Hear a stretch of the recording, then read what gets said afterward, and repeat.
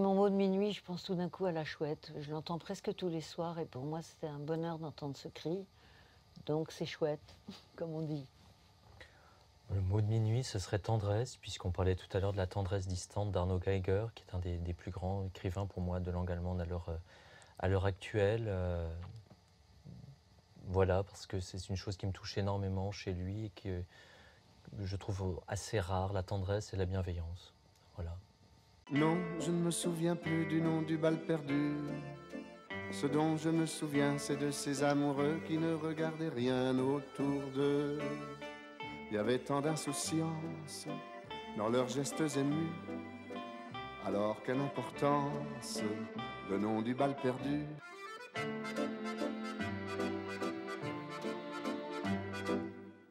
L'appartement d'un ami, une authentique statue de Bouddha. Je contemple longuement le sourire détaché de ce visage de bronze luisant, avec respect et envie. L'immobilité hautaine de ce gros personnage pourrait naturellement être l'esprit même si on le mobilisait comme soldat, que ferait Bouddha, l'être supérieur? Ou si on le déportait dans un camp de travail? Ou si les impôts lui prenaient toute sa fortune? Ou si on exécutait ses enfants? Ou si on bombardait le temple sur l'autel duquel il arbore son sourire distant? Ou si c'était à lui en personne qu'un garde donnait un coup de pied au cul? Car tout cela pourrait lui arriver. Garderait-il sa superbe, son indifférence, son sourire? Si tel était le cas, alors oui, il serait Dieu. Un peu plus loin. L'homme a un penchant universel et durable pour le sadisme, dont il a fourni la plus belle épreuve en inventant l'enfer, lequel existe dans toutes les religions et particulièrement dans l'imaginaire chrétien. L'enfer éternel où les damnés cuisent et rôtissent jusqu'à la fin des temps pour expier les péchés qu'ils ont commis durant leur vie. Péchés dont les conséquences même terribles disparaissent au cours du temps, mais le châtiment, le soufre, la poix et l'huile bouillante, le châtiment est éternel. Voilà deux extraits du journal Les années hongroises 1943-1948 de Sándor Márai. Alors on parle de Dieu et on parle de l'enfer, on en parlera également dans cette émission avec Agnès B.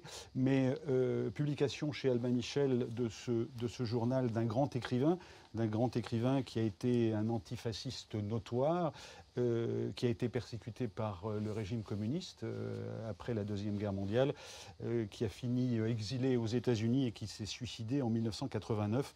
C'est le début de la publication en français de ce journal qui comprend au moins 5 tomes. C'est Des mots de minuit. Entrez, vous êtes chez vous. En voici le sommaire. Un berceau versaillais, à 150 mètres du château, la fête catholique, mais de gauche, divorcé et toujours privé de communion. Saint-Jean est le reporter de référence d'Agnès B, né troublé dans une famille de militaires et de juristes. Un gilet intemporel et à pression est le symbole de son style et d'une maison chic et mondialement connue. Elle s'appelle quand elle réalise un film pour évoquer un oncle prédateur de son enfance. Mais l'art lui va comme un gant, qu'elle collectionne, 5000 œuvres quand même, qu'elle l'expose ou qu'elle en soit mécène. Quant à l'écologie, elle est déjà à bord avec le voilier Tara et ses expéditions océaniques. Agnès dit aujourd'hui par le menu sa foi et son amour de l'autre. Née à Marrakech, elle précise pourtant qu'elle aurait été musulmane. On lui doit de lire Hanke, Döblin, Jelinek ou Geiger en français. Olivier Lelay a comme passion, comme discipline et comme art de vivre la traduction. Une vingtaine de livres en 15 ans. Il incarne à lui tout seul une méthode qui touche au corps, on en jugera ici, se rendre vide, se laisser traverser par un texte. Une première lecture toujours émotionnelle. Marcher 9 km, écrire à la main, réclamer du temps à l'éditeur. Penser au son, au rythme, à la mélodie des mots allemands et de leur transfuge français. Il est bien question de musique et on le devine plus proche du roman que de l'essai. Ah oui, il est breton et tient à son bonnet. Musique également dans cette émission avec Estelle Meyer. Elle chante et signe Cantique, une ode à la féminité.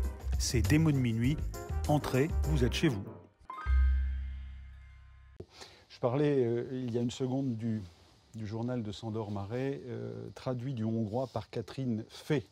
Donc c'est important de le dire parce que nos deux invités, l'un est traducteur, l'autre est quoi? L'autre n'a pas le temps de lire assez. L'autre est styliste. Styliste? Galeriste et styliste. Avec plein d'autres choses, non? On peut tout styliser, hein, c'est ce que je dis toujours. Alors moi, je voudrais quand même, Agnès B., commencer avec un peu de culture, en tout cas avec un texte et avec de la musique. Alors on reviendra sur le son après et sur l'importance du son chez un traducteur comme Olivier Lelay, mais quelques phrases d'une fin de chanson écrite par Jean-Loup Dabadi. Si je demande qu'on me permette, à la place d'une chanson d'amour peut-être, de vous chanter un silence, c'est que ce souvenir me hante. Lorsque le couteau est tombé, le crime a changé de côté. Si gît ce soir dans ma mémoire, un assassin assassiné. La musique est de Julien Clerc. Et c'était une époque où la peine de mort n'avait pas encore été abolie en France. Et dans les deux livres qui font votre actualité aujourd'hui, notamment dans l'un d'entre eux, vous évoquez votre père, Oui. qui était avocat et qui vous réveille un matin quand vous êtes petite. Oui. Oui, il y avait mon lit, le lit de ma grande sœur, le lit de ma petite sœur. Et mon père s'est glissé, il s'est agenouillé auprès de mon lit. Et il m'a dit, mon agneau, il n'y a qu'à toi que je puisse dire ça. Mais j'avais 9 ans, je crois. Mon client, là, vient de se faire mettre à mort. Je sors de sa fin. Et il n'y a qu'à toi que je peux parler de ça. Alors on était très proches, je m'entendais vraiment très bien avec mon père. Il était 2 fois bâtonnier à Versailles. Il n'a plus jamais plaidé ensuite au pénal. Il n'a plus voulu. C'était un moment terrible. Pour moi aussi, d'entendre ça. Oui, c'était la question. Après, j'en ai parlé à personne en plus. Et lui, il n'en a plus parlé. C'était à 6 h du matin, dans le noir. Il est venu comme ça près de moi, à genoux, et il m'a dit ça. Comment est-ce qu'on peut expliquer ce partage de votre point de vue aujourd'hui avec la distance, bien sûr? Votre père est mort. Hein. Ouais, oui, il est mort trop jeune d'ailleurs. À 62 ans. Oui, à 62 ans, et j'étais proche de lui, et c'était entendu que j'étais sa fille préférée. C'était une histoire incroyable. Dans votre fratrie? Oui, mes sœurs trouvaient ça normal. Ma sœur aînée était plus avec ma mère, ma petite sœur, je m'occupais plus d'elle. Enfin, j'avais cette relation avec mon père qui était forte. C'est lui qui a vu que j'aimais l'art, très petite, tout ça. Alors, revenons sur l'art. Ça a commencé comment, cette affaire artistique? Je suis née à Versailles, à 150 mètres du parc, du bassin de Neptune. J'ai passé mon enfance, depuis ma naissance presque, dans ce parc, avec lequel j'avais une relation forte, et même faire le tour du canal à vélo, quand j'avais un chagrin, avec les larmes qui me faisaient des lignes froides. Comme ça, j'avais une relation avec ce parc, c'était notre jardin, mon jardin. Et je voulais être conservateur de musée, je voulais faire l'école du Louvre, et finalement, j'ai une galerie depuis 83. C'est pas être conservateur. La galerie du jour. La galerie du jour, oui. Les œuvres de la Renaissance et surtout les personnages de Rembrandt, souvent indigents ou usés par l'âge, me bouleversent par leur puissance d'évocation. En visitant un jour la maison de l'artiste à Amsterdam, je suis tombé sur une représentation d'un de ses premiers autoportraits qui m'a marqué. Rembrandt s'y est peint en train de rire, ce qui est extraordinaire pour l'époque. Nous sommes en 1628. Le musée Jean-Paul Getty de Los Angeles, qui détient le tableau, m'a accordé l'autorisation d'en faire une sérigraphie sur un t-shirt. En dessous de ce selfie de la première heure, j'ai ajouté la phrase « Tous les grands ont été petits ». Oui, parce que je pense qu'on a une vision de la jeunesse comme si c'était toujours des casse-pieds qui embêtaient et paradoxalement, c'est l'objet quand voilà, on demande à nos invités. L'objet que j'ai apporté, c'est ce t-shirt qui est le mien, avec Rembrandt. Et j'ai aussi la carte postale sur ma cheminée avec ce visage souriant. Et je l'adore. Il me donne du courage, il me donne... voilà. Montrez-le-moi, le Rembrandt. Alors, c'est joliment fait parce qu'on a piqué un tissu sur un t-shirt noir pour faire la sérigraphie sur du coton blanc, vous voyez. C'est fait avec respect pour Rembrandt, en tout cas. Et c'est fait dans quel pays? C'est fait en France. C'est fait en France. Oui. Alors, voilà, tout ceci, non pas pour vous taquiner, mais pour montrer que votre passion, qui est... alors, je ne vais pas dire la mode. Ben non. Hein, qui est le vêtement. Hein, habiller les gens. Et habiller les gens, y compris dans la pérennité, enfin dans le temps, hein, c'est ce que vous dites. Oui. Mais toujours, il y a ce mélange entre le culturel, le militant Oui, et la passion pour le vêtement. oui. La passion de faire plaisir aux gens, en fait. Leur faire plaisir à ceux qui s'habillent chez moi. Ils gardent leurs vêtements, ils ont toujours des vêtements usés jusqu'à la corde parce qu'ils les gardent des années. Et je fais des vêtements qui ne se démodent pas, justement. C'est ça le principe de mon travail. Ça vient d'où? Et avec toujours des nouvelles idées quand même. Hein. C'est ça le... Alors oui, pour vous situer, on est quoi, à près de 300 boutiques, Oui, c'est ça? 2000 au salariés, Japon, oui. 2000 salariés Oui, et 4 collections par an, de hommes, de femmes. que je dessine. Et enfants. Donc Oui. ça fait du Aussi. travail. Oui, mais j'adore travailler avec mon équipe. Je m'y plais beaucoup. Si je vous dis le mot luxe, ça vous énerve? Oui, Pourquoi?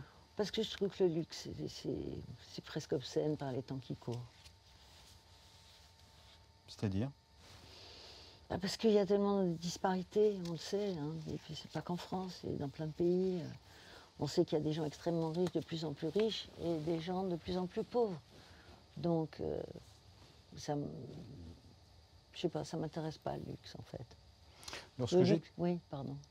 Je vous lis. Le hein. luxe pour moi, c'est le matin, c'est le jour, c'est C'est la le soleil. lumière, c'est le soleil, c'est nager. Publié chez Bayard, Oui. éditeur catholique de référence. je Que plaisante. ma grand-mère aimait beaucoup. Oui. Mais parce qu'on va parler de votre foi hein, Oui. dans un moment, évidemment, puisque vous signez Je crois en l'âme, Agnès B. Et dans ce livre, vous écrivez notamment ceci. Je n'ai pas écrit le livre moi-même. Hein. C'est une J'aime collaboration. beaucoup écrire, mais c'est quelqu'un d'autre qui a raconté notre dialogue. Texte issu d'entretien avec Patricia Kenuna. Patricia Kenuna, très sympathique, qui est venue Journaliste. chez moi le matin. C'est un beau métier, journaliste. Aussi. Oui. Pardon. Je vous lis, Oui, elle et vous. Enfin, Oui, vous, c'est vous ça. et elle. d'accord. Lorsque j'étais jeune maman et que les allocations familiales arrivaient le 23 ou le 25 du mois, je me disais, ouf, on va pouvoir manger 4 jours. Mais à un certain niveau de richesse, les bénéficiaires ne s'aperçoivent même pas que cet argent est sur leur compte. Quand on dispose d'un salaire modeste, comment supporter l'idée de payer toujours plus d'impôts alors que certaines personnes richissimes n'acquittent même pas le leur en France? Tous les ans, ce manque à gagner dû à l'évasion fiscale représente plusieurs milliards. Moi qui suis quelqu'un que l'on qualifie de riche, je cède à l'État entre 60 et 70% de mes gains. Alors quand je vois tous ces patrons qui utilisent l'image de la France sans y investir un sou, je suis scandalisé. Quel incivisme! Se rendent-ils seulement compte qu'ils sont en train de l'écorner en appauvrissant notre pays? S'ils veulent que la France, dont ils se targuent d'être les ambassadeurs, redore son blason, à eux d'aider vraiment. Et maintenant, pour le bien de tous, cet argent doit circuler. Et là, vous citez Changer par le don, qui est une opération imaginée, à l'instar des États-Unis, par un certain nombre de grands... Oui. de grands riches. Oui, il y a ceux-là qui se bougent. De grands Pas riches tous. et solidaires. Hein.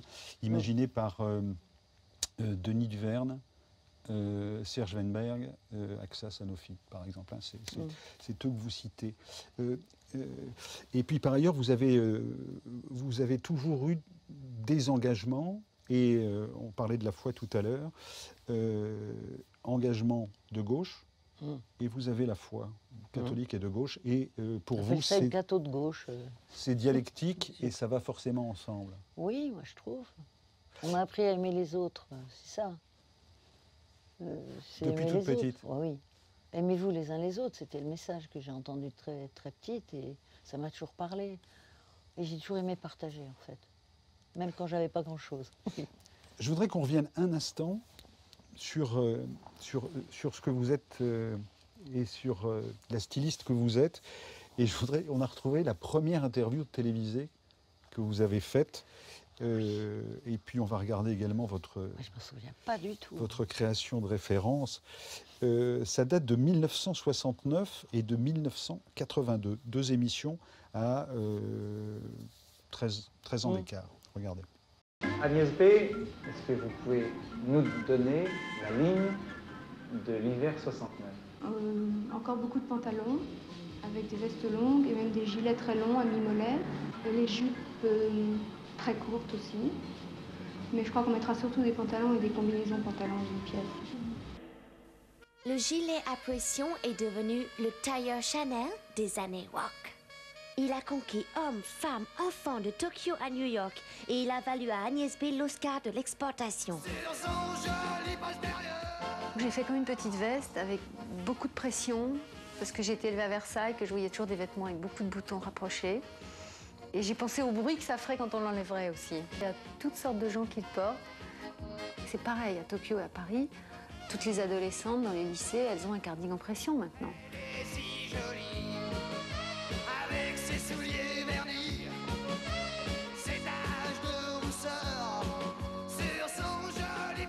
Je m'en souviens pas du tout de ça. J'ai peut-être jamais vu même. C'est vrai? Oui. C'est vous quand même, hein? Bah oui. Et le gilet, Oui. c'est assez... si tout à l'heure je parlais de luxe, vous avez dit non. Si je prends le mot patron ou patronne, vous dites oui, vous acceptez, ou c'est autre chose, ou c'est de l'animation C'est pas comme ça qu'on m'appelle. Comment vous appelle-t-on? On m'appelle Agnès déjà. Ouais. Je travaille avec l'équipe, je suis pas du tout dans une tour d'ivoire, c'est le contraire. J'adore travailler avec chacun, ceux qui font les pulls, après les t-shirts, la couture. Il y a l'atelier qui est dans la même maison. Rue Dieu, là au canal Saint-Martin, on adore cette maison. Pour moi, c'est un plaisir de les retrouver tous les jours et de faire le travail. Voilà. Il y a mon fils qui est le directeur. Moi, je suis styliste chez Agnès B. Et je suis PDG aussi, mais je suis styliste. Vous êtes styliste chez vous? Oui. Mais n'est-ce pas le premier devoir d'un patron, hein? Vous faites allusion, aimez-vous les uns les autres, etc. Et cette idée que comment est-ce qu'on fait le bien autour de soi quand on est dans un milieu professionnel? Sacré défi, dites-vous, quand on est chef d'entreprise. N'est-ce pas le premier devoir d'un patron? A fortiori, si l'on brandit l'étiquette catholique de gauche, on en a parlé il y a une seconde. Je me bats donc en permanence pour que chacun soit bien traité. Ça passe par de l'écoute, des braderies de vêtements, des mesures sociales, etc. Chez Agnès B, nous avions mis en place le principe des 35 heures dès mars 1999, sans attendre son obligation au 1er janvier 2000. Oui. Ça, j'étais contente qu'on ait pu faire ça. Mon autre préoccupation consiste à tout mettre en œuvre pour que nos vêtements soient fabriqués en France. Alors, c'est pour ça que je vous posais la question tout à l'heure sur le t-shirt. Comment est-ce que vous êtes éthique comme patronne, comme Agnès B? Il y a plein d'endroits, il y a plein de comment dire, d'axes. L'éthique, c'est large. Il y a l'écologie, il y a le respect des gens qui sont à la machine à coudre aussi. Il y a ceux qui sont dans les boutiques. Il y a la relation en général avec les autres. On a besoin d'avoir une morale de chaque instant, en fait, je pense. Si on veut être bien dans sa peau, en tout cas dans mon cas, j'ai besoin d'être cohérente et d'être fair play, en général. Voilà. Revenons d'un instant sur la dialectique que j'évoquais tout à l'heure entre chrétiens et de gauche. Ça a toujours été comme ça pour vous? Vous savez que même le pape, il dit qu'il est communiste. Hein. Les Américains disent qu'on Oui, a mais un vous avez pape été un peu en communiste. délicatesse avec lui. Hein. Bon, on y viendra tout à l'heure. Non, mais je pense qu'être catholique de gauche, c'est tout à fait normal et logique. Ça correspond à ma façon de voir le monde, de voir les autres, tout ça. Ça marche ensemble. Même si je viens d'une famille de droite. Hein. Mais c'est la guerre d'Algérie qui m'a changé, alors que j'avais 17 ans. Quand une famille de droite qui vous a laissé vous débrouiller, comme vous le disiez tout à l'heure, Oui, quand vous aviez 20 ans, que vous aviez divorcé, que vous aviez des jumeaux, et que vous alliez aux puces pour vous habiller. Oui. Je mettais une paire de bottes de cow-boy toute l'année. J'avais rien d'autre à mettre aux pieds. Mais mes parents m'ont laissé me débrouiller, oui. C'était comme ça. Bon. Est-ce que vous allez à la messe? Oui, j'y vais le plus souvent possible. Mais on vient de me dire qu'on a le droit de communier. Je croyais qu'on n'avait pas le droit de communier quand on était divorcé. Et donc, à chaque fois, ça me rendait triste de ne pas communier, en fait. Et donc, aujourd'hui, vous ne communiez toujours pas? Non, mais peut-être je vais m'y mettre. Je vais retourner. J'osais pas, parce que c'était pas dans la... C'était pas autorisé. Hein. Récemment, ça a été autorisé. Je ne suis pas au courant. Est-ce que vous aimeriez transgresser le principe? Non, j'aime pas transgresser. J'aime mieux être en accord avec. Parce que quand on vous lit ou quand on vous écoute, on a l'impression que vous avez une pratique, je dirais presque très laïque, de l'Église. Votre rapport à Dieu est direct. Il n'y a pas besoin d'institution entre les deux. Quoi. Non, pas vraiment. Je pense qu'il y a la transcendance et il y a l'immanence. Il y a ce qu'on a fait du catholicisme à travers les siècles. Nous, on a eu, n'est-ce pas, l'Inquisition, on a fait beaucoup de mal au nom de la religion. Et donc moi je préfère lire Saint-Jean que d'être dans cette immanence qui ne me plaît pas tant que ça. Saint-Jean, on dirait un copain qui raconte ce qui se passe. Hein. C'est votre copain journaliste. Oui, et c'est vrai. Saint-Jean, hein. à l'Évangile. Il Ben écrit oui. tellement bien, c'est formidable. Moi j'ai toujours adoré Saint-Jean depuis l'âge de 10 ans. Hein. J'avais choisi Saint-Jean. Et puis il y a Sainte-Agnès aussi, bon, on y viendra dans une seconde. Vous écrivez que des catholiques, enfin vous dites à votre autre ami journaliste que des catholiques se permettent par exemple de condamner la pratique de la GPA, gestation pour autrui. Ça me révolte. Le message du Christ consiste notamment à ne pas juger autrui. Jésus est synonyme d'amour, une bonté incarnée et inconditionnelle. Voilà pourquoi je ne me sens pas du tout concerné par un mouvement comme la Manif pour tous, qui s'oppose au mariage homosexuel et à l'homoparentalité, même si je comprends qu'on puisse y réfléchir. Oui, ben voilà. Catho de gauche. Là j'ai à peu près tout dit. Là. C'est ces cathos d'extrême gauche, ça. Mais j'aime bien, je suis d'extrême gauche alors pourquoi pas. En Et puis- 68, j'étais dans la rue, j'étais quand même beaucoup avec Pierre Mendès France, qui était mon beau-père, le beau-père de Jean-René de Fleurieux, mon mari, Ouais. mon second mari. Et Pierre, Le premier que étant Christian j'adorais, Bourgois. Christian Bourgois, l'éditeur, que j'ai quitté même pas à 21 ans. Donc. Mais j'ai passé du temps avec Pierre Mendès France que j'adorais. On était devenus amis. Lui était âgé, moi j'ai été enceinte 2 fois, j'étais avec lui en vacances dans le château de famille de Marie-Claire Mendès France, ma belle-mère. Et j'ai pas mal écouté parler avec Stéphane Hessel, avec des gens qui venaient le voir. Il y avait des moments formidables avec Pierre, l'été comme ça. Et même l'hiver, quelquefois, j'allais dîner avec lui. On allait dîner tous les deux à Paris pendant que sa femme et mon mari étaient, eux, dans le sud. Alors, Comment est-ce que vous jetez un œil aujourd'hui? On voit bien, par rapport à ce que vous citez, Hessel, Mendès France, etc., on imagine que vous êtes un tout petit peu déçu par rapport à ce qui se dit ou par rapport à la manière dont est incarnée ces idées sociales que portaient ces gens-là. mais oui, bien sûr, la gauche, elle va pas bien. La droite non plus. La gauche, j'aimais bien Mélenchon au début, après j'aimais pas du tout. Maintenant, je me sens... Bon, j'aime toujours François Hollande parce que c'est quelqu'un que j'aime bien.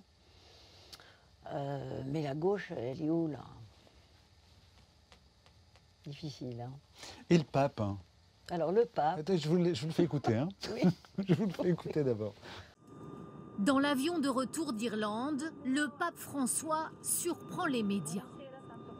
Un journaliste lui demande ce qu'il dirait à des parents constatant l'orientation homosexuelle de leur enfant. Quand cela se manifeste dès l'enfance, il y a beaucoup de choses à faire. Par la psychiatrie, pour voir comment sont les choses. La phrase suggère que pour le Vatican, l'homosexualité serait une maladie mentale. Confronté au tollé, le Vatican corrige cet après-midi les propos du pape. Il n'avait pas l'intention de dire qu'il s'agissait d'une maladie psychiatrique, explique un porte-parole. Une mise au point qui n'étonne pas vraiment. Le pape avait jusqu'à présent fait preuve d'ouverture sur cette question. Qui suis-je pour juger ? Avait-il dit en 2013. Bon, Bon, le vieux monsieur s'est rattrapé, hein. oui. On lui fait grâce, Oui. il a fait une mise au point. Oui. Mais je pense que c'est quelqu'un que j'admire, que j'aime bien. On parle là de la question de l'intimité, la question du genre, la question de la sexualité. Vous-même, vous l'abordez, vous l'avez abordé dans un film, ces questions-là. Aujourd'hui, une comédienne sur Mediapart vient de... Adèle.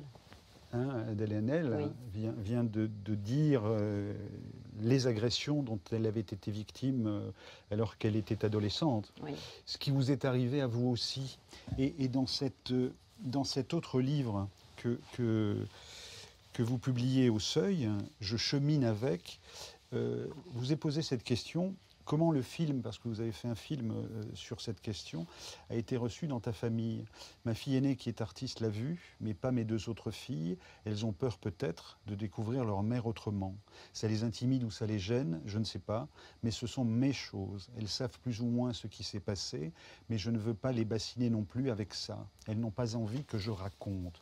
Alors, ce que vous racontez et ce que vous avez fini par mettre en image, même si vous avez transposé les lieux, les situations. C'est tout à fait. C'est pas mon histoire, c'est ce que je dis. C'est l'agression dont vous avez été victime de la part d'un oncle, Oui. Un très bel homme, un homme très âgé. Vous ne supportez pas aujourd'hui. 45 ans à l'époque, mais j'avais 12 ans. Donc très âgé. Oui, c'est ça. Et d'ailleurs, vous ne supportez pas aujourd'hui qu'un vieux monsieur vous approche, enfin, ce que vous dites. Hein. Et ça fonctionne bien dans les secrets de famille, mais la question, c'est pas celle-là. C'est cet homme, votre mère est là et elle laisse faire, et cet homme va vous voir tous les soirs dans votre chambre. Et la question, c'est comment est-ce qu'on peut dire malgré tout, comment est-ce qu'on peut transmettre ça à vos petits-enfants aussi, dont vous dites, bah, si tu veux aller voir le film, tu peux aller le voir, mais... Ils le verront quand ils auront envie, parce que si leur mère ne l'ont pas vu, eux non plus l'ont pas vu, les petits-enfants. Ça viendra, il est en DVD. Qu'est-ce qui fait qu'à un moment, Enel dit, aujourd'hui, finalement, je suis dans une situation qui me permet de... Je sais pourquoi elle le fait, c'est ce qu'elle dit d'ailleurs, c'est parce qu'il est question que le même metteur en scène fasse un film avec des adolescents. Et c'est pour ça qu'elle a décidé de parler. Et je comprends très bien ce point de vue-là. Tout d'un coup, elle se sent obligée de prévenir plutôt que guérir. Voilà, sans doute, c'est ça.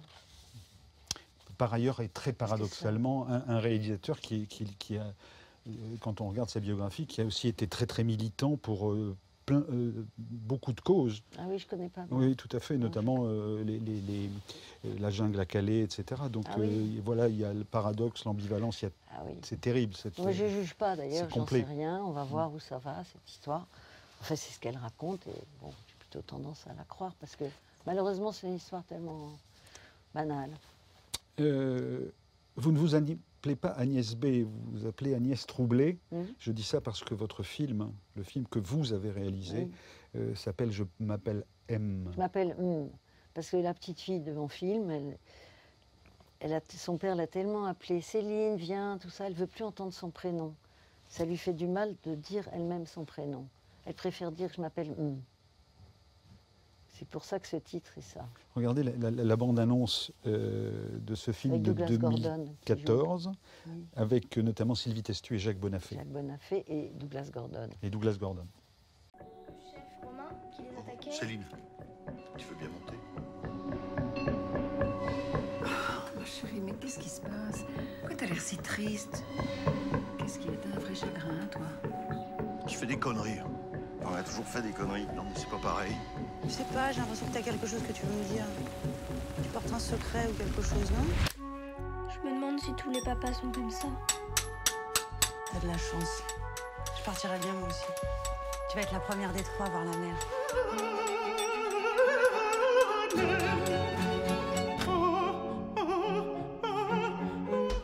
Bonsoir, madame. C'est bien Estelle et Daniel Meunier, les parents de la petite Céline Meunier. Les recherches n'ont rien donné pour l'instant. L'avis de disparition est lancé. Film qui avait été montré à Venise, à la Mostra. Voilà. Mais c'est votre manière, en tout cas, à vous, de dire et de... J'ai eu besoin de... Je ne sais pas pourquoi, j'ai eu besoin, j'étais en vacances en Bretagne. En 2 jours, j'ai écrit l'histoire. Une histoire qui n'est pas mon histoire. Et qui se termine sur le mur du non-dit. Parce que c'est ça, en fait, dont j'ai le plus souffert, moi. C'est aussi le non-dit, parce que j'avais personne à qui en parler. Quand on... Excusez-moi, hein, mais là le mot qui me vient, c'est confession. C'est-à-dire, je pensais à ce que dit Sandor Marais tout à l'heure, c'est-à-dire la question de la foi. Pourquoi est-ce que Dieu autorise ça? Ou pourquoi est-ce que la chrétienté est sadique dans ce qu'elle imagine son enfer? Bon, c'est un peu que... Et la foi dans cette affaire-là, pourquoi est-ce qu'elle n'aide pas plus que ça? Pourquoi est-ce que Et la vous foi parlez de moi personnellement? Oui, mais en général, par rapport à ce que vous dites Mais du non-dit. mais la foi aide, la foi m'aide. Moi, je sais pas. Mais elle aide dans le secret. Oui, c'est tout à fait personnel. C'est un dialogue que j'ai avec le ciel. Je prie en remerciant ou en n'importe quoi, mais même en nageant la brasse coulée, je peux prier. N'importe où aussi. On peut prier n'importe où, on peut toujours demander, remercier, tout ça. Prier en nageant la brasse coulée, il faut quand même être prudent parce que. Non, mais je peux très bien.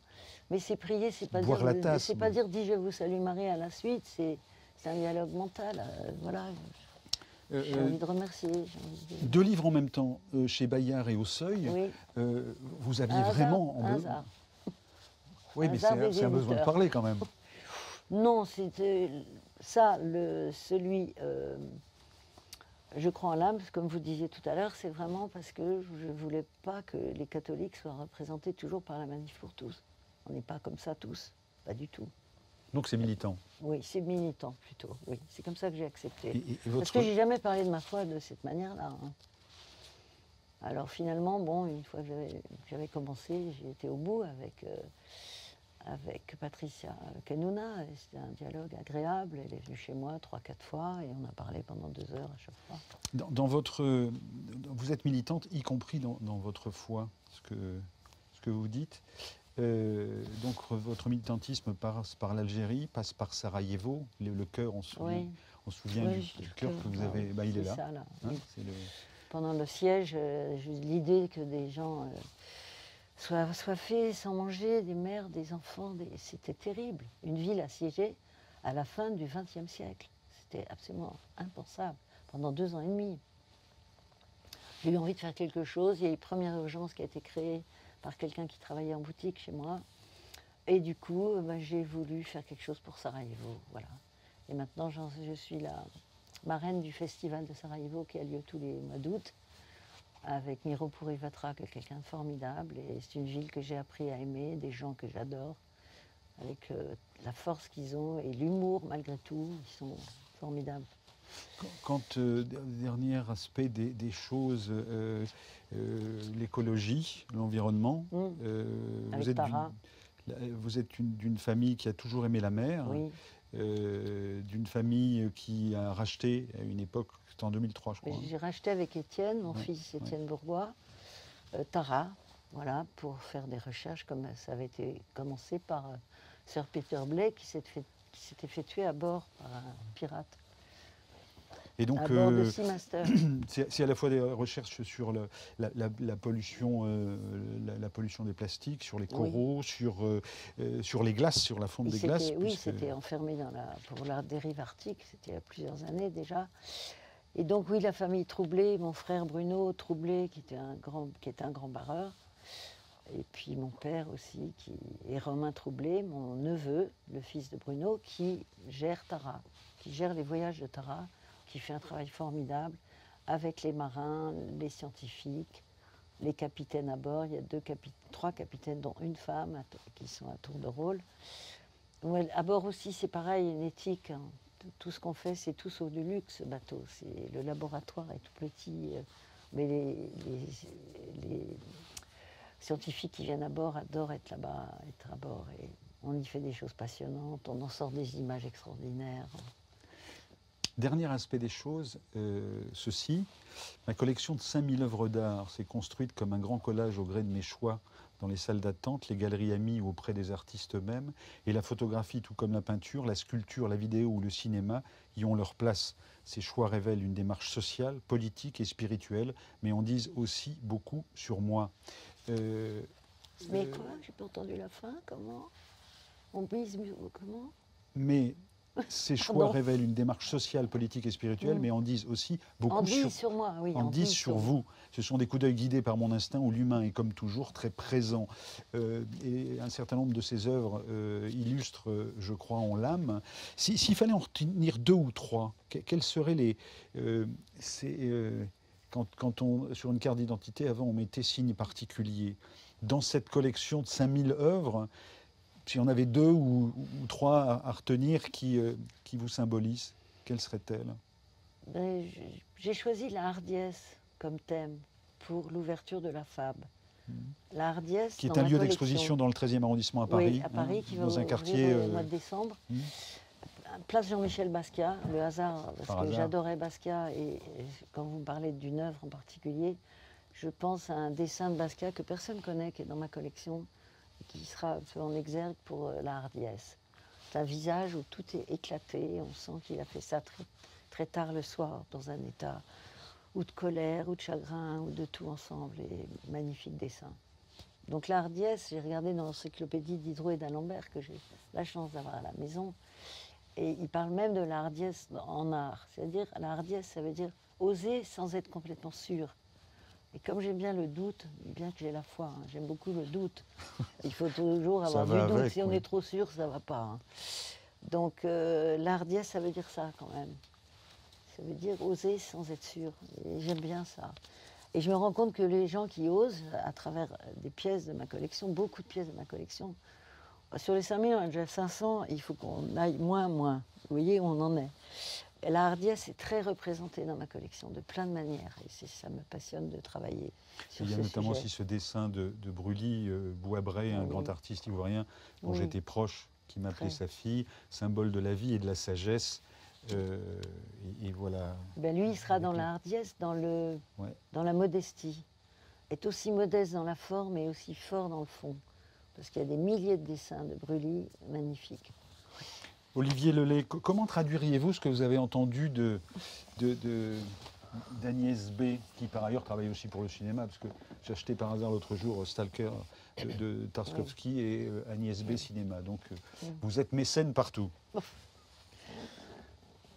Comment je le traduirais Ce qu'avez-vous entendu de ce qu'elle a dit?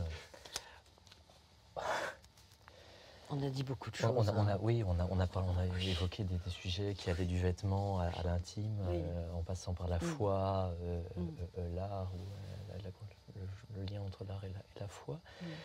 Pour rebondir peut-être un tout petit peu sur le vêtement, l'étoffe de façon générale, c'est une des choses, c'est une des images ou des métaphores que j'aime bien employer pour le métier de traducteur, qui se rapproche en grande partie du métier d'interprète au sens musical du terme.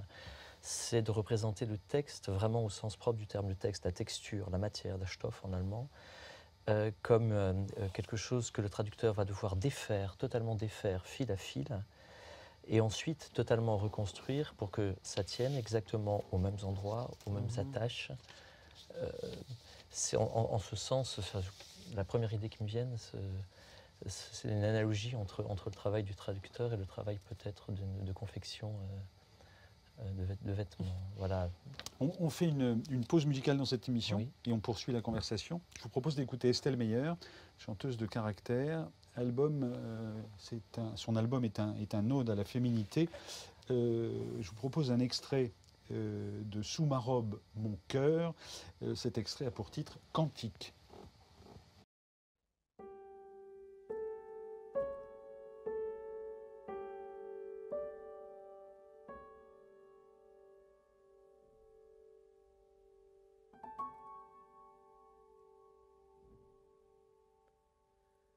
Au firmament de nous-mêmes, ma bouche comme une plaie, rouge et rouge, vacillant.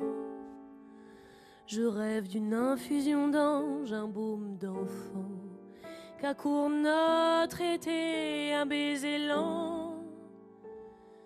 Prends-moi entière, ne laisse rien.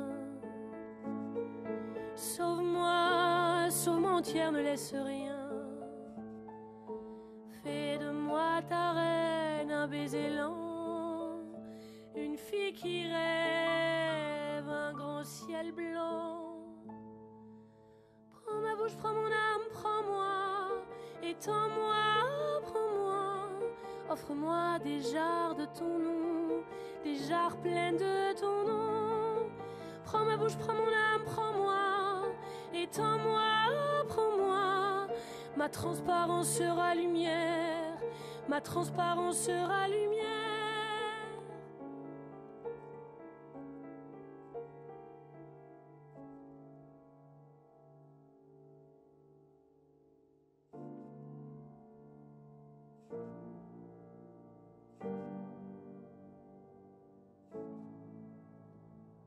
Bois-moi comme un torrent, comme on aime, comme on se rend.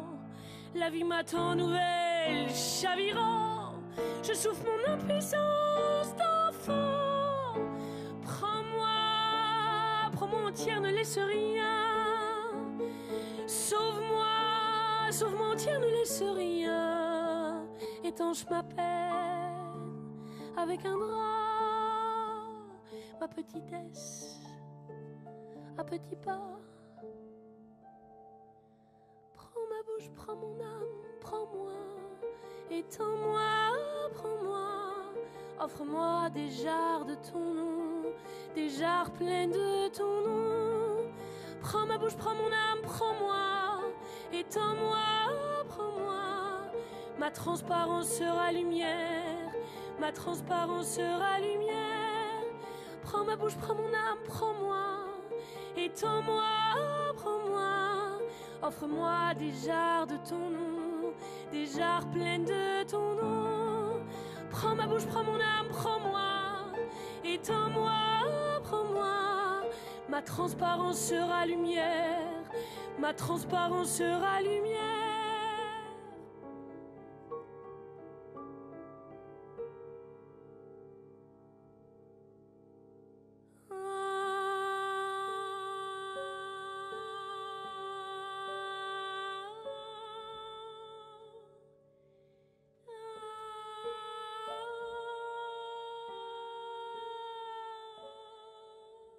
Ma transparence sera lumière, dit la chanson.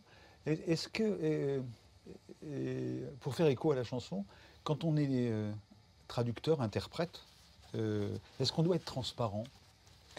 C'est ce à quoi il faudrait tendre, à être le plus transparent possible pour se laisser totalement pénétrer par les rythmes, la scansion, la musique du texte.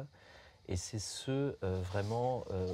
la chose à laquelle vraiment je tends quand je traduis, arriver à une dépossession de soi la plus totale possible, ne rien ajouter, plutôt que transparent, devenir perméable, devenir totalement poreux. Ne pas approcher le texte, ne pas approcher du texte, mais se rendre le plus invisible possible de façon à ce que ce soit le texte, la langue qui approche, que le mouvement se fasse dans ce sens et non dans ce sens. Je vais citer l'avant-propos de la traduction que vous avez faite de Alexanderplatz. De Dublin. De Dublin, Alfred Dublin. Et vous dites ceci, Olivier Lelay, vous dites « Dublin avait une oreille très sûre pour capter les voix de la rue, des baragnoles, des asiles de nuit. Aussi, nous avons tenté de nous rapprocher de cette oralité, hein, vous êtes interprète, traducteur, oralité, on retient le mot oralité, nous nourrissant d'auteurs français contemporains de Dublin, aussi bien que d'auteurs modernes travaillant le corps même de la langue, le corps, quelque chose de physique, oralité, physique, etc. Attentifs, nous aussi, à la rumeur de la rue, reprenant plusieurs fois certaines séquences et même certains chapitres pour que tout cela ne paraisse pas artificiel, mais semble tout au contraire pris sur le vif, un peu comme Ingrid Caven disait chanter « Je me contente d'être interprète, avec ce ton d'offrir ce qu'on ne possède pas, l'intonation, les nuances me viennent dans la rue, à pas pressé, je laisse la ville sonner dans le texte. » Voilà bien qui entame notre discussion sur le métier que vous incarnez sur ce plateau. J'ai retenu dans votre avant-propos de Dublin, j'ai retenu la question de l'oralité et la question du physique. Pourquoi est-ce que l'oralité est à ce point importante alors que ce sont des mots que vous couchez sur le papier dans vos petits carnets sans marge au crayon à papier, j'imagine? Et une double réponse. La première, c'est que je suis venu à la langue allemande et donc indirectement au métier de traducteur par le son. C'est-à-dire que je ne suis pas venu à la langue allemande par la littérature. J'étais beaucoup trop jeune pour ça. Je suis venu à la langue allemande par à la fois les voyages, la plupart du temps à Heidelberg, et le cinéma de Fassbinder, le cinéma d'un réalisateur un petit peu méconnu aujourd'hui qui s'appelle Helmut Keutner, qui a fait des films comme La Paloma, Sous les ponts. Fassbinder a adapté aussi Dublin, Fassbinder et Berlin Alexanderplatz en série pour la télévision en 14 volumes, magnifiquement. Et mon approche de la langue allemande a été vraiment sonore, c'est-à-dire c'est le timbre de la langue allemande, les modulations de la voix, les inflexions des voix telles que je pouvais les entendre en Allemagne, la poésie dite également par des voix allemandes, la chanson allemande, aussi bien, vous citiez Ingrid Kaven par exemple, qui a beaucoup chanté en allemand, écoutez Ingrid Kaven, écoutez Romy Schneider lire des poèmes allemands. C'est cette imprégnation. Vous dites Romy Schneider, hein? Oui, pardon, Romy Schneider. Moi j'ai dit Sandor Marais, alors c'est Maraille, évidemment. Oui, de Romy Schneider. J'étais beaucoup trop jeune pour découvrir encore les grands auteurs allemands. Donc ça a été vraiment une imprégnation par le son. Le fait également que je venais de la musique, j'ai longtemps hésité entre peut-être faire... Vous êtes passionné de rock? Oui, ça fait toujours un peu bête de dire ça, mais je venais de la guitare, de la clarinette et de la composition musicale. Et cette approche sonore, ensuite, je l'ai retrouvée dans les textes. Je n'ai jamais eu une approche intellectuelle ou cérébrale des textes. Vous avez fait l'ENS, l'École normale supérieure? J'ai fait l'ENS il y a très très longtemps, oui. Ça situe quand même, un peu. C'était surtout, l'ENS m'a offert 4 années de temps libre pour lire et aller à la cinémathèque de Chaillot. Et comme je venais pas d'un milieu... J'étais payé, voilà. Donc on pouvait lire et aller au cinéma. Et donc oralité, ça c'est... L'oralité, et pour répondre à votre question, pourquoi le son? Tout simplement, alors que l'on traduit effectivement des mots, tout simplement parce qu'il est impossible de dissocier le son et le sens. Un mot, c'est un corps, un mot, c'est une entité physique. Le son et le sens sont entrelacés, c'est une épissure. Hein. On ne peut pas altérer l'un sans altérer l'autre, si vous voulez. Quand vous ne traduisez que le sens d'un mot, comme peut le faire un logiciel, sans tenir compte de sa matérialité, du nombre de syllabes, de ses sonorités, des assonances, des allitérations, vous ne traduisez même pas le sens. Alors oui, mais je vais m'arrêter. Moi, je pense, j'ai fait allemand en deuxième langue, donc ce qu'on apprenait quand on était gamin, ich weiß nicht, donc oui, ich weiß nicht, was soll es bedeuten. Je ne sais pas ce que. Ouais, bon, je ne sais pas ce que ça veut dire, mais j'ai du mal à comment dirais-je, à faire à mettre ensemble les deux sonorités, c'est-à-dire la sonorité de l'allemand et la sonorité du français. Alors c'est tout le défi de la traduction, c'est d'arriver à rendre vraiment le tombé de la phrase, la façon dont la phrase est construite, sa matérialité, ses charnières, ce que j'appelle la fille. Alors il y a deux pôles, si vous voulez, pour synthétiser dans le travail du traducteur.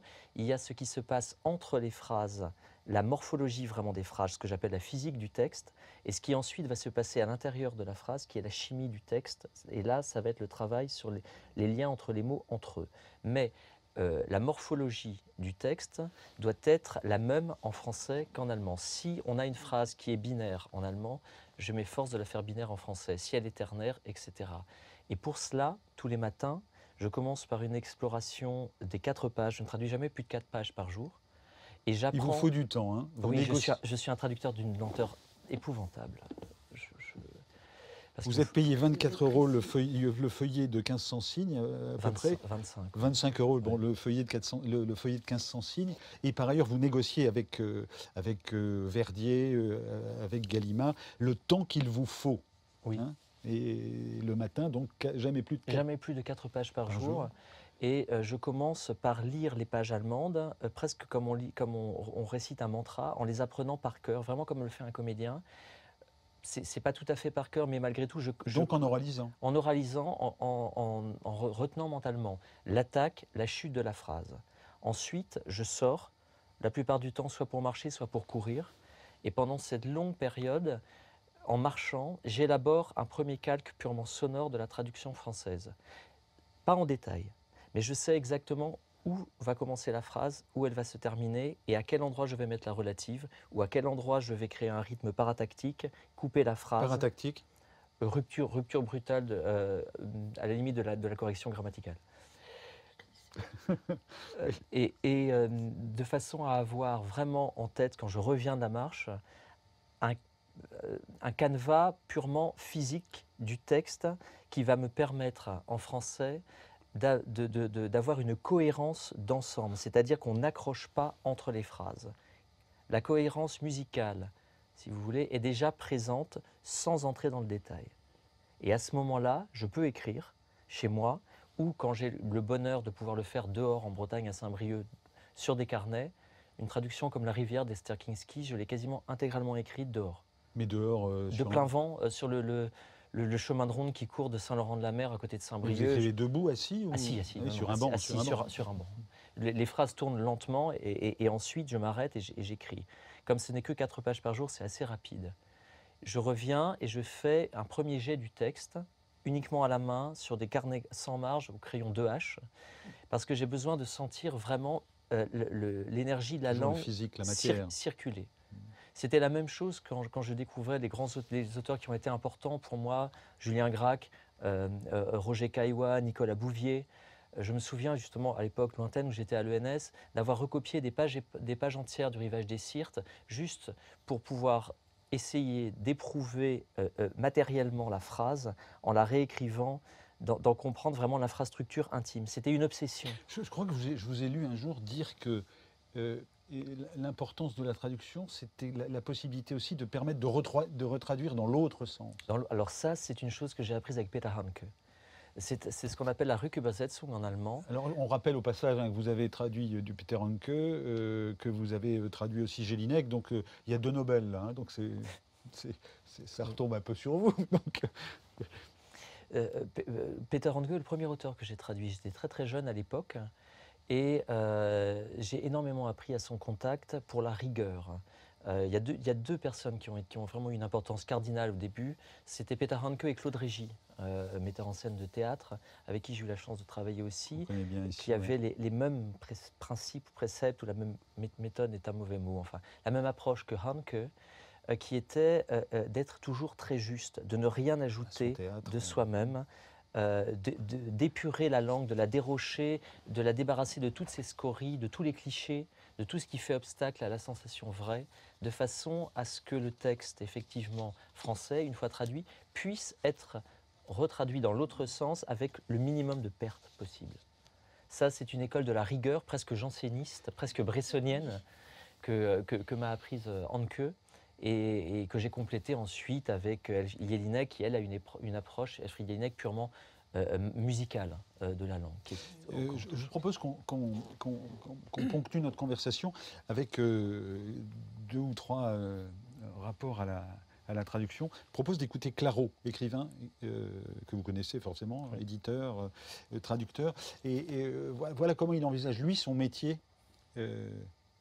dans la traduction. Le travail, en fait, c'est de passer par je dirais, une lecture de plus en plus profonde. Donc pas une simple lecture du texte dans sa matérialité, mais au bout d'un moment, une lecture qui irait peut-être un peu dans le laboratoire, dans la cuisine, où on commence à sentir comment les choses fonctionnent, pour pas rester comme ça à la surface du texte. Parce qu'en fait, la traduction est un processus, c'est une banalité de le dire, mais pas de haine-amour, mais en tout cas de destruction et de création. On fait disparaître tout le texte original. Est-ce qu'il faut tout traduire ?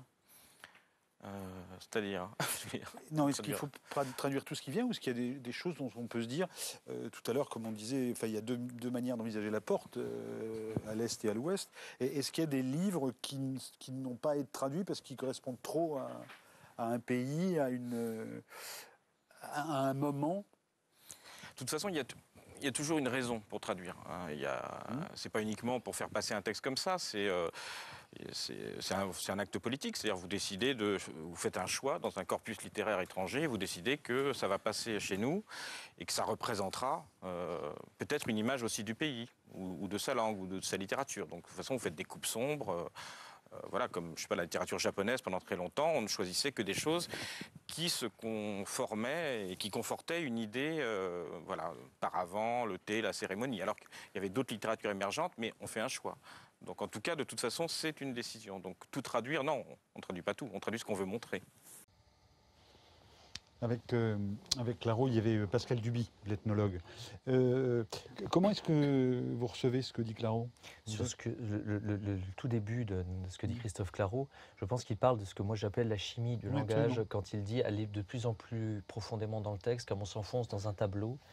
Ça, c'est pour moi la deuxième partie, qui est la partie non directement physique, qui est, une fois établi un premier calque purement sonore, charnel, physique du texte, d'analyser, d'étudier, d'entrer dans les phrases, non plus entre les phrases, non plus ce qui tient la phrase, l'infrastructure, mais à l'intérieur des phrases, les rapports des mots entre eux, les frottements, les attractions, ce qui constitue vraiment, oui, ce que j'appelle la chimie du texte. C'est très très prégnant chez Elfriede Jelinek.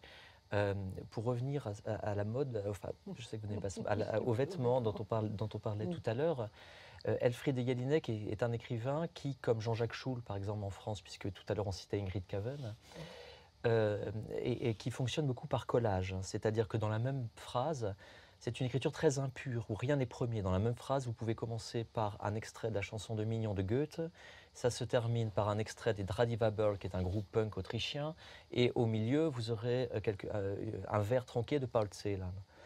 Et malgré tout, la phrase tient. Chez Döblin, c'est pareil. Chez Döblin, c'est exactement le langage des prostituées, oui. Et puis le langage des philosophes, ou en tout cas... Oui. On a un télescopage permanent du noble et du profane. Alors, par rapport à ça, la question qui est la suivante, c'est est-ce qu'il y a pour vous des textes qui sont impossibles ? Alors, je vous ai entendu dire un jour que, par exemple, les essais, c'est pas votre truc. Je n'ai pas la tête philosophique du tout, et je le ferais mal. En revanche, dans la fiction ou chez les romanciers, est-ce que pour vous, il y a des textes qui sont absolument rédhibitoires ? Je ne pense pas qu'il y ait de textes impossibles à traduire. Non, mais impossible à aimer. Quelqu'un comme Christophe Clareau a bien montré le contraire, oui, puisqu'il le spectre de Clareau est très impressionnant. En revanche, il y a des textes que moi, je ne pourrais pas traduire quand on atteint un certain degré de densification de la langue. L'allemand est une langue d'une immense plasticité, beaucoup plus que le français. C'est une langue où on peut créer des néologismes à chaque phrase sans que cela choque. Ça paraît parfaitement naturel. En français, on va toujours avoir le sentiment un peu, malgré tout, que la langue est forcée, qu'on lui a fait violence et ça va paraître peu naturel. Un grand poète comme Paul Celan, dont je parlais tout à l'heure, traduit en français, même par les plus grands traducteurs, je trouve que ça ne passe pas. Parce que la langue allemande est Par exemple, quel est l'auteur que vous avez refusé de traduire? Ah, des auteurs que j'ai refusés. Oui. Alors là, ça n'est pas. Il y a plusieurs raisons. On peut tout simplement refuser parce qu'on trouve le livre mauvais, racoleur, ou. Mais parce que j'imagine que par rapport à la spiritualité que vous évoquez dans la traduction, il y a quelque chose d'un engagement total. Oui. Il y a quelque chose d'une forme de spiritualité. C'est une forme de vie, c'est-à-dire que ça engage l'être tout entier. Vous dites que c'est une passion, donc la passion du Christ par exemple, mais bon voilà, mais c'est à voir avec ça, puisqu'il y a de la souffrance, il y a du temps, et il y a j'imagine, des moments de solitude et de désespérance, quand vous butez sur un mot, ou sur un sens, sur une chimie approximative. Donc c'est un accès au spirituel ou à une forme de jouissance, donc... c'est presque un acte d'amour, le texte de l'autre. Oui, ces instants-là sont rares tout de même. Ce qui prédomine quand on relit les traductions qu'on a pu faire, c'est quand même la déception. En ce qui me concerne, de ne pas avoir tout sauvegardé, de ne pas avoir entièrement rendu la musique, la scansion, le souffle, le rythme. Mais les moments les plus beaux pour cela, ce sont les lectures à deux voix. En France, on en fait très très peu. On n'a pas du tout la même culture qu'en Allemagne. En Allemagne, les écrivains font énormément de tournées de lecture, vraiment presque comme des rockstars, où ils sont chaque soir dans une ville différente et ils lisent, ils profèrent le texte. Et pour moi, c'est le plus important, c'est la pierre de touche. Un texte doit pouvoir être lu, proféré et ça doit sonner. Peu importe si par moments ça part dans le décor, si des choses ne sont pas précises, mais du moment que la justesse sonore est là, c'est très important. Et c'est pour ça qu'on parlait tout à l'heure de Berlin Alexanderplatz.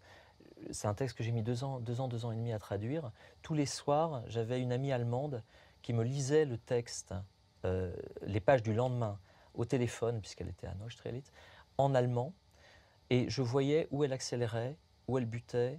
Et j'essayais vraiment de caler ma rythmique à moi là-dessus. Et quand, par extraordinaire, quand on fait une lecture bilingue, on se rend compte que par instant, rythmiquement, les séquences sont à peu près superposables, là, quand même, il y a une forme d'épiphanie qui se produit. Oui. C'est beau votre manière d'en parler, hein. J'aime beaucoup.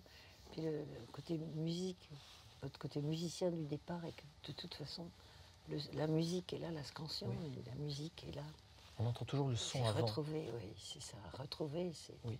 même parfois des textes qu'on comprend mal. Il m'est arrivé, moi, d'avoir par exemple, Arnaud Schmitt, qui est un auteur très difficile à traduire, et je ne pourrais pas traduire, parce que je le ferais très mal, mais sans tout comprendre, parce que je n'avais pas les dictionnaires sous la main, parce que je n'avais pas toutes les références forcément, on reçoit le texte malgré tout comme matière sonore. Quelque chose passe avant même le sens. Et puis, par ailleurs, il y a le travail de documentation sur les quantités de fromage ou les noms des alpages, enfin, etc. etc. Ça, ce que vous dites aussi. Vous m'avez fait découvrir, parce que, enfin, en tout cas, je l'ai découvert dans votre traduction, dans la collection du monde entier, qu'on salue ici, chez Gallimard, vous m'avez fait découvrir Arnaud Geiger, qu'on a reçu dans un grand entretien il y a quelques semaines. Et je vous lis, je ne sais pas ce que je voulais vous dire, mais je me disais, voilà, je vais prendre ce tout petit exemple. C'est l'un de ses premiers livres qui a été... C'est le tout premier livre traduit en France. Tout premier livre traduit en français, tout va bien. Tandis que Richard parle ainsi et pense davantage à sa propre personne qu'à son camarade du parti, Peter, dans la lumière trouble des vitres sales, vide une armoire rustique. Des particules de poussière dansent autour de sa tête. De temps en temps, dans les bras d'un carton étiqueté, il chasse d'une pitchonnette des crottes de souris qui dégringolent dans la poussière du plancher. Il découvre une valise, mais elle contient simplement un vieil édredon. Absurde. Il a toutes les peines du monde à refermer le couvercle. Les serrures rejoignent indolemment les étriers croûteux. Et voilà, cette phrase, par exemple, je me dis, si je lui demande de me la traduire en allemand, je suis sûr que je n'ai pas cette phrase-là. Non. Si. C'est-à-dire que je serais bien incapable de faire cet exercice de thème, même 25 ans après avoir quitté les bancs de l'université. Non, mais ce que je veux dire simplement, c'est, on voit bien que vous parliez de musicalité, vous parliez de physique, de chimie, etc. Et on voit bien que, d'abord, il y a des ruptures avec un vieil édredon, point virgule, absurde. Et puis dans le dernier livre, sur lequel on a interrogé notamment Arnaud Geiger, il y a aussi des ponctuations pas inventées, mais qui sont supplémentaires pour bien séquencer le texte. Et là, on arrive sur cette phrase « Les serrures rejoignent indolemment les étriers croûteux ». Musicalement, c'est formidable. Là, je ne me souviens plus, parce que je vous pardonne. C'est lointain, lointain. On lui pardonne, Agnès. Ouais. Oui. Mais c'est un texte qui doit dater de 2006 ou 2004. Mais des textes comme ceux d'Arnaud Geiger, l'extrait que vous citez, même si je n'ai plus du tout l'original allemand en tête, je pense qu'il a fallu transposer un tout petit peu.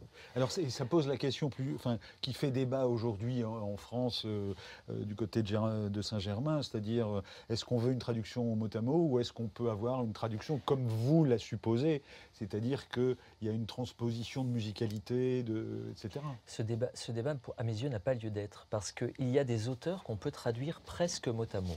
Presque mot à mot. Alors je vais commettre un sacrilège, mais il est évident qu'un auteur comme Franz Kafka, qui ne présente pas techniquement, je parle uniquement de la technique, je ne parle pas du fond, qui ne présente pas techniquement de difficulté à être traduit, on va pouvoir obtenir en français, si vous demandez à 3 traducteurs, 3 traductrices différents de traduire le même extrait de la Métamorphose de Thyra Wandlung, vous allez obtenir un résultat en français qui sera tout de même assez proche. Voire même peut-être pour certaines phrases. Sauf que vous dites que Vialat le sublime, Kafka.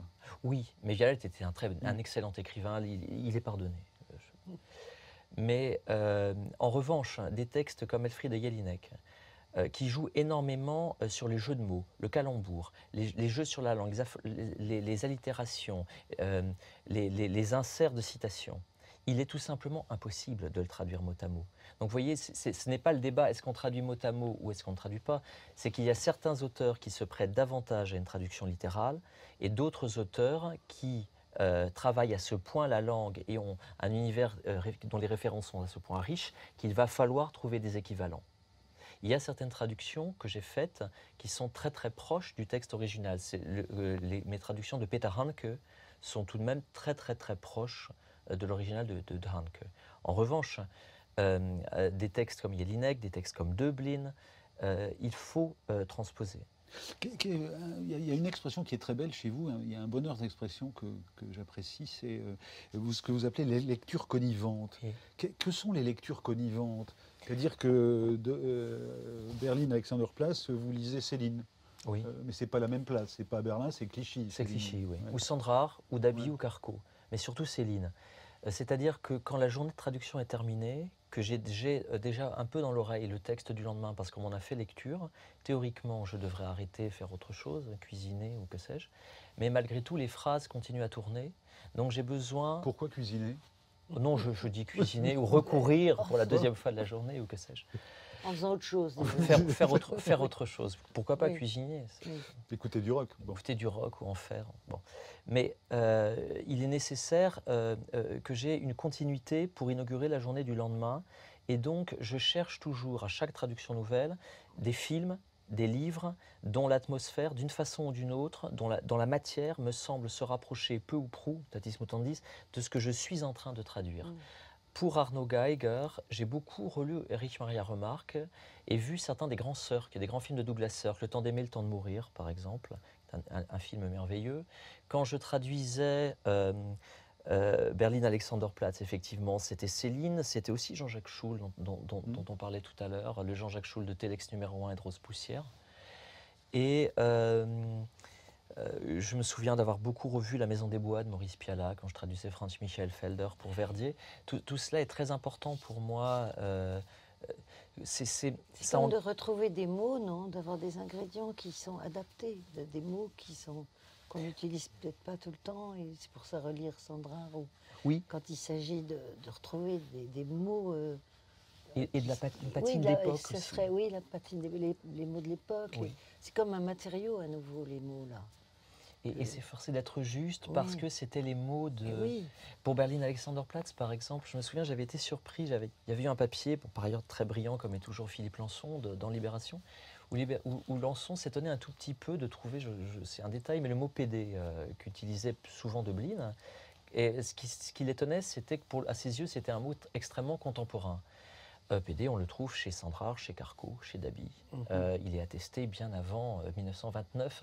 Et je sais que pour ce texte-là, Berlin Alexanderplatz, j'étais vraiment allé chercher des mots d'époque pour être au plus précis. Et ça, c'est le soir. C'est lecture. C'est intéressant. Ouais. Je vais vous poser une dernière question, mais je voudrais qu'on passe un petit sujet, parce que c'est une archive et je la trouve étonnante. C'est Jean-René Major, qui est un traducteur, interviewé par Jean Prasto. Il commente son travail sur la biographie d'André Gide par Georges Penter. Écoutez ce que ça donne.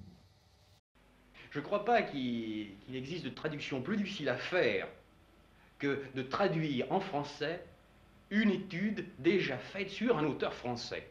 Parce qu'en somme, les textes français sont d'abord traduits en anglais, et moi je dois de nouveau retrouver les textes exacts pour les retraduire en français. En dehors de ça, il y a des tas de petits détails très importants. Prenons un exemple. Proust, plutôt Penter, il dit « He had a guard ». Il avait un garde. Je ne peux quand même pas marquer « il avait un garde ». Il faut que je cherche dans l'œuvre de Gide ou dans la vie de Gide, s'il s'agit de l'intendant de sa ferme, d'un métayer ou d'un garde forestier ou même d'un garde du corps. Alors, donc, il y a énormément de recherches pour resituer exactement chaque petit détail. A private edition, par exemple. S'agit-il d'une édition à compte d'auteur, d'une édition à tirage limité? Tout ça, il doit être vérifié à travers toutes les biographies écrites sur Gide, à travers son œuvre elle-même. On voit bien dans cet entretien ce qu'il est de la première étape de votre millefeuille, de la traduction, c'est-à-dire quand il s'agit de trouver le mot juste et puis par ailleurs cette difficulté supplémentaire, c'est-à-dire de retraduire un Anglais qui a fait une biographie sur un auteur français. Vous êtes dans cette lignée-là, quand il s'agit de trouver le bon mot. Comment vous faites? C'est une question pratique. C'est du dictionnaire, c'est du Google, c'est... Alors j'évite, je n'aime pas beaucoup l'ordinateur, je l'utilise de façon très, très limitée, uniquement quand je dois rendre le dernier jet à l'éditeur, puisque je suis bien obligé d'envoyer un fichier. Si ça ne tenait qu'à moi, j'enverrais le manuscrit, ce serait beaucoup plus rapide. Vous écrivez bien? À peu près lisible. C'est lisible, d'accord. Mais ce travail en amont diffère selon les auteurs et bien évidemment, généralement, plus vous éloignez dans le temps, plus le travail va être conséquent. Ou alors, quand il s'agit de textes ayant recours à un lexique précis. En ce moment, je suis en train de traduire un très beau texte pour Gallimard qui s'appelle Wie hoch die Wassersteigen, la montée des eaux d'un jeune auteur, d'une jeune femme, Anja Kampfmann. Et le texte se passe moitié dans le monde des plateformes de forage offshore, dans un milieu exclusivement masculin, et dans le monde des mines, dans la Roure, avec énormément de termes techniques. Donc là, c'est tout un travail en amont pendant des mois pour retrouver le terme précis, mais rarement chez Google, soit dans des dictionnaires effectivement ou des lexiques spécialisés, soit la plupart du temps, je m'arrange pour entrer en contact avec une personne exerçant le métier en question. Bon là, ça n'a pas été le cas pour les plateformes, mais ça a été le cas pour la mine.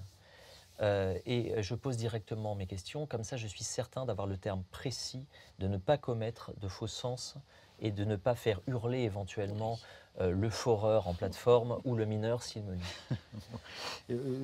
Petite question comme ça, bon, vous dites, je vous ai entendu dire que le métier de traduction c'était à la fois une passion, que c'était aussi une discipline, mais vous l'avez évoqué largement, hein, telle chose à telle heure, et puis 9 km de marche ou quelques kilomètres, quelques dizaines de kilomètres de marche, et puis un art de vivre. Bon, voilà, pour art de vivre, on a compris aussi comment vous êtes impliqué dans cette passion qui est la vôtre. Quand est-ce que vous allez écrire? La question m'a été plusieurs fois posée. Poncif absolu. Mais je suis très bien de...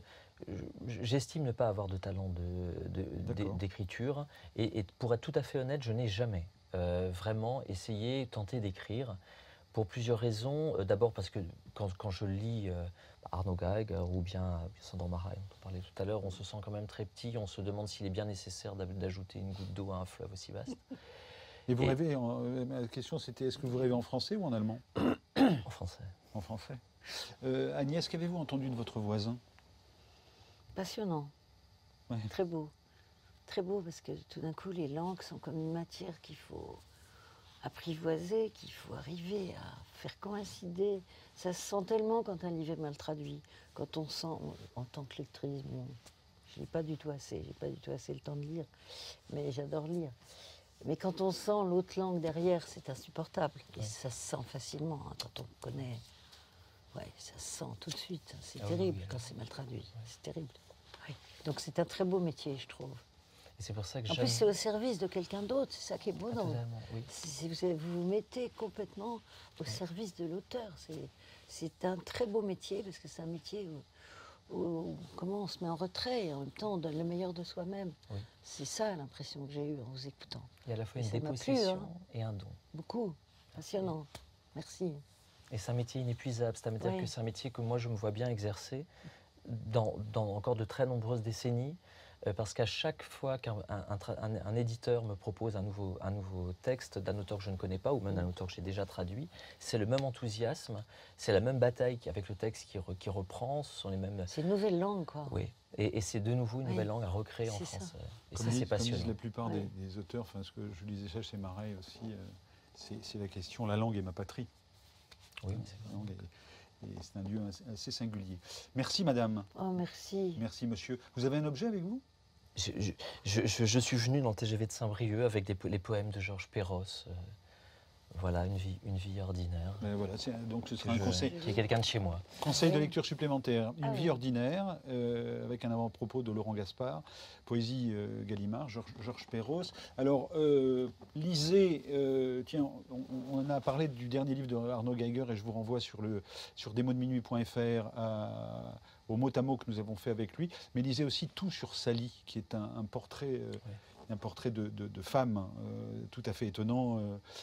Vous avez un mot, je l'ai noté, par rapport à Geiger, je vais retrouver ce mot-là tout de suite, que vous dites de lui, et je trouvais que c'était tellement juste, vous parlez de sa tendresse distante. Oui.